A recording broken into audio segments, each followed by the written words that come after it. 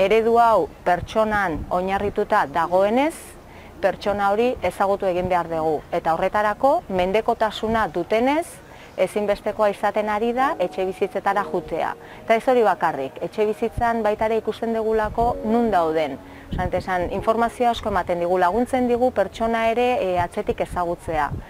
Laguntzen digu baita ere zaintzaile, informal eta formalak ere ezagutzea eta haien iritzia ere jakitea. Eta hori beharrezkoa da gero erantzun egoki bat emateko.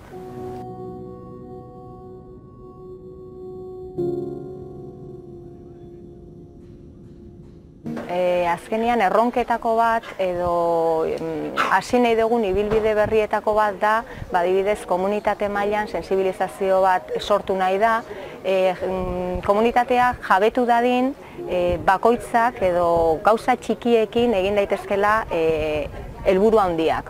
Orduan, bai elkarteak, herriko elkarteak, bai eta profesional, arlo desberdinetako profesionalak, komertzio txikiak edo farmaziko langileak ere, blisterrak eta horrelako gauza zerbitzu desberdinak, gaur egun ematen ez dien zerbitzu desberdinak eskaintzen, eredu berri honen bitartez guzti hori ere horrea ere iritsi nahi da. Nik uste erronka badala, beharrezkoa dela eta pasu bat gehiago eman behar dela. Ez dugula bakarrikan pertsona edo zaintzailearen arretan gelditu behar, arreta osoago bat izan behar dula eta aruntzago bajun behar dela. Eta lan hori ere egin nahi dugu, horretan gabiltza. Sí, yo quiero seguir viviendo en mi casa mientras pueda.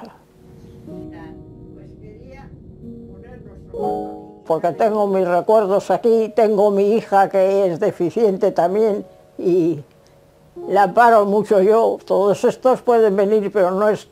Yo me levanto si está destapada, taparle o...